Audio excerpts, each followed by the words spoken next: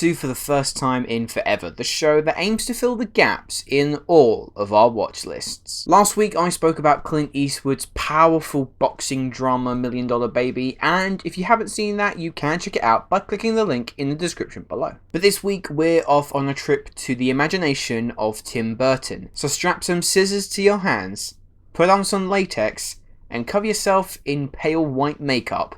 This is Edward Scissorhands. Wait a second. I am going to be talking about spoilers for this film, so consider this your warning now.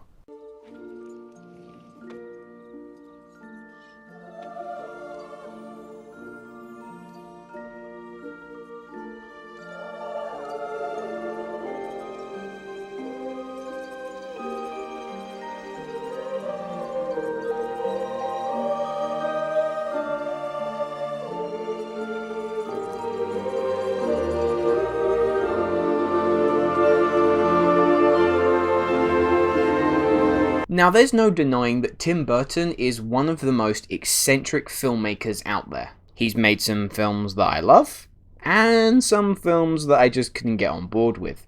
His passion for displaying the weird and peculiar goes above and beyond, and Edward Scissorhands might just be the most Tim Burton film Tim Burton has ever made. Created by an inventor and left abandoned in a dilapidated Gothic castle, Edward Scissorhands is a young man left unfinished with blades and scissors for hands. He is discovered by a kind-hearted Avon representative who takes him into her home to raise him and introduce him to a different world than he's used to. Edward becomes the talk of the estate, but also becomes fascinated and eventually infatuated with the family's daughter, Kim. Right off the bat, I absolutely adored this film. Within a matter of moments, I was swept away by the sheer and utter magic in almost every single frame.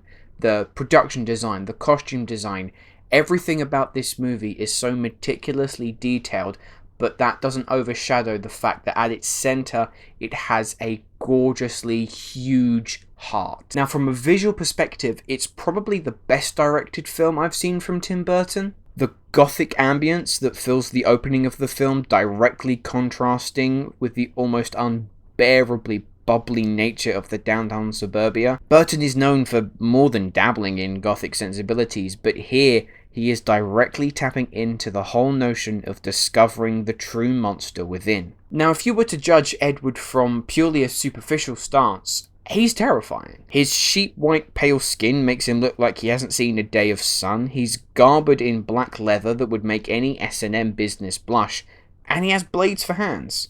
But, in typical Burton-esque fashion, he is not the monster of this story.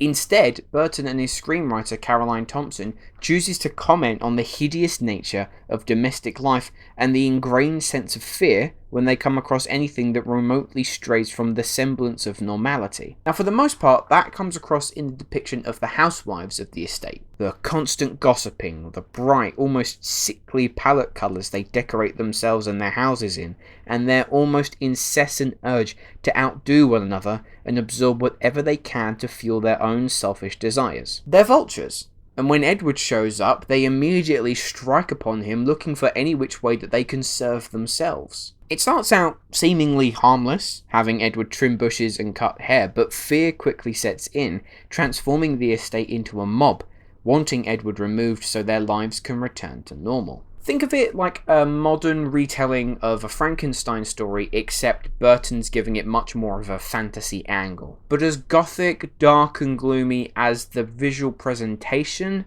may often be in this film, at the centre is a very wholesome and beautiful movie. And much of that has to do with a tremendous performance from Johnny Depp.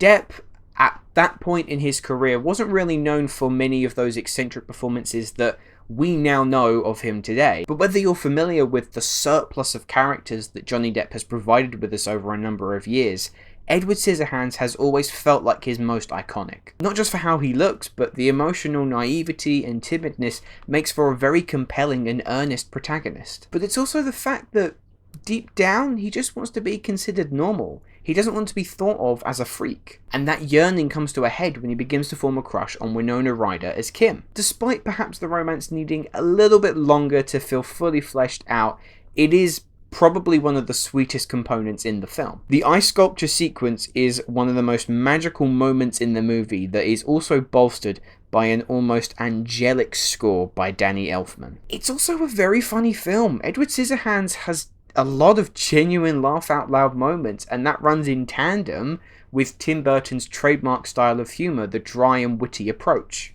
I think Alan Arkin does a great job as the father of the central household, who is very earnest and very caring towards Edward, but also completely aloof in certain situations. If I have but any flaws, or more appropriately nitpicks, the character of Jim just didn't really work for me. He feels very basic and simple as the disgruntled lover slash bully who ends up being at odds with Edward, and although he gets his comeuppance by the end of the film, Anthony Michael Hall's performance didn't do a great deal to make his character pop on screen. I really did love this movie. It's probably now my favourite Tim Burton movie, and actually shows off how much of a talented filmmaker he really is. And as misleading as the darker and gothic undertones in this movie could be, it also has one of the biggest hearts I think I've seen from pretty much any movie. Johnny Depp is fantastic in one of his most iconic roles, Danny Elfman's score is absolutely enchanting, and the production and costume design is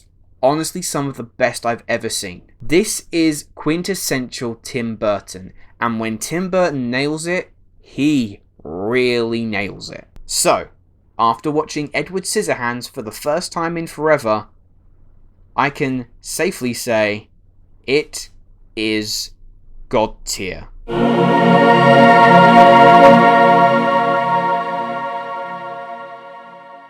Anyway guys, those are my thoughts on that film. Let me know, have you seen Edward Scissorhands and what did you think of it? As I'm sure some of you are aware, we are currently on the road to 300. We are very close to completing that journey, so if you are watching this video but you are not yet subscribed and you have enjoyed your time, please click that subscribe button and join us. And here is a little teaser for next week.